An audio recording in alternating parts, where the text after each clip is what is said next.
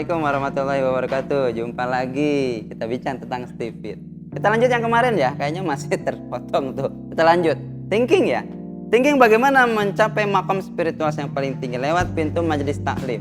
Kenapa? Karena orang tipe thinking, karakter yang cerdas, ilmunya banyak, tapi sayang kadang-kadang pride-nya terlalu over ya. Dia over pride, sehingga kadang-kadang muncul sok pintar gitu ya. Maka untuk dia bisa menjadikan itu sebagai makam spiritualnya, dia harus banyak mengaji ya, banyak mengaji ke orang-orang yang ya bagi dia itu lebih banyak ilmunya. Dan ini berat bagi tipe thinking. Tapi kalau dia bisa involve di situ, bisa gabung di situ dalam pengajian, itu artinya dia sudah menundukkan rasa keakuan yang tinggi. Intuiting bagaimana? Kalau intuiting, jalan makom atau spiritualitasnya adalah dengan memperbanyak puasa.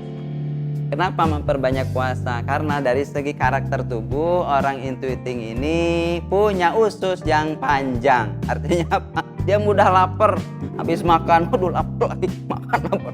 Jadi puasa itu berat bagi dia. Tapi kalau dia bisa puasa, entah itu Senin Kamis, entah puasa Daud, puasa apapun itu insya Allah tuh makin cerdas otaknya untuk membuat ide-ide yang lebih brilian dari sebelumnya.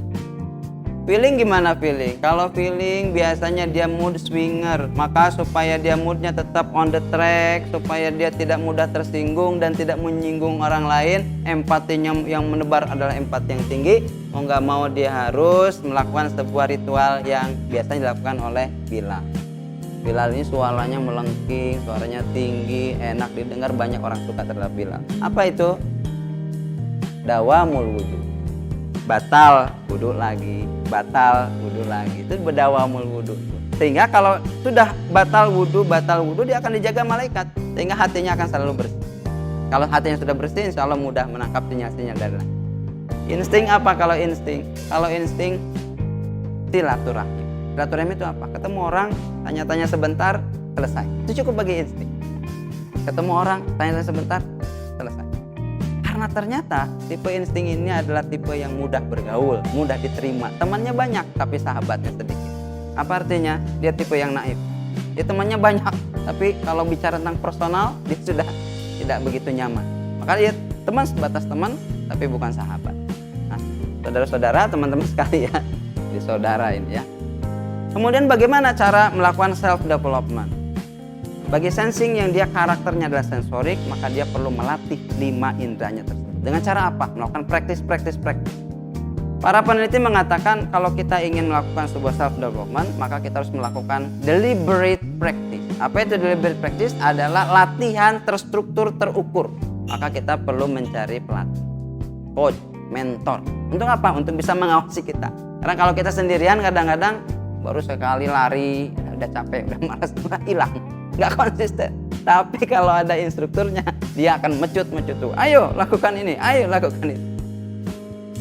Sensing ya, lakukan praktisnya melalui olahraga atau lakukan fisik ya, kegiatan-kegiatan fisik. Nah, selama berapa lama deliberate practice? Masing-masing kalau ukuran ilmiah itu 10.000 jam.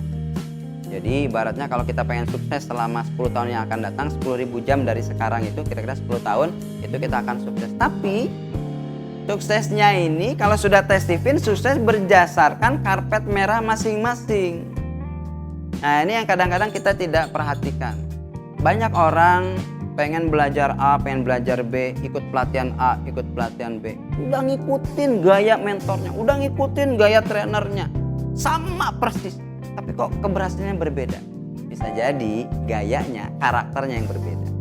Maka sebetulnya sebelum kita belajar, sebelum kita berkarir, sebelum kita menikah, sebelum kita berorganisasi, kita harus kenal dulu apa karakter saya.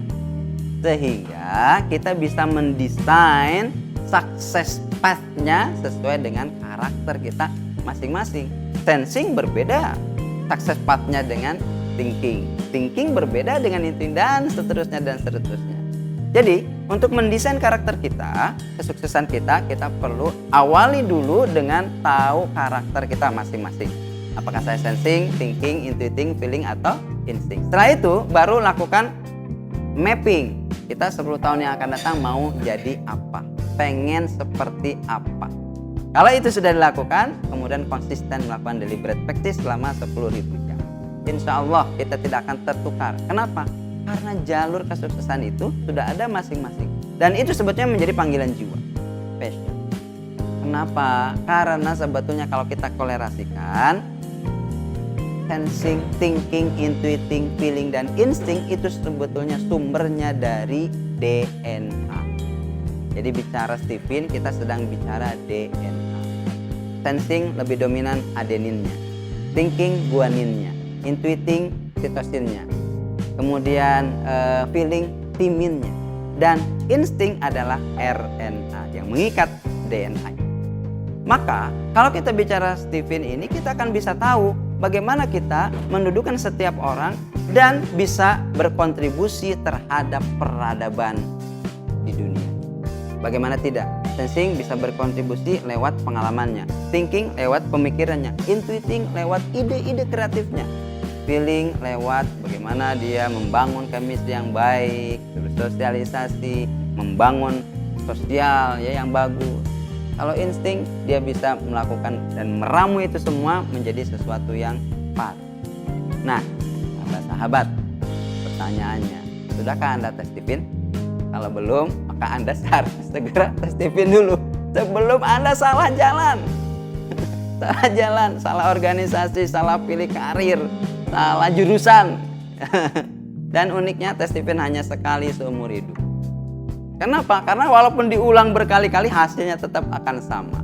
Why? Karena yang dilihat oleh Stephen adalah kecerdasan genetiknya yang genuine diciptakan oleh Allah Subhanahu wa taala dari awal sampai kematian. Kok bisa? Coba kita perhatikan karakter orang tua kita, karakter guru kita. Pada dasarnya karakter mereka tidak berubah. Sampai contoh misalnya, masa sih? Coba kita lihat saja. Oh, Sayyidina Umar bin Khattab. Sayyidina Umar bin Khattab sebelum masuk Islam adalah orang yang sangat tegas memusuh Islam, bahkan mau membunuh Nabi Muhammad SAW. Setelah masuk Islam, karakternya tetap tidak berubah. Bedanya sebelum masuk Islam dia merongrong memerangi Islam, setelah masuk Islam dia membela Islam. Tapi karakternya tidak berubah. Pernah suatu masa ada imam masjid bacaannya beda sama bacaan umat.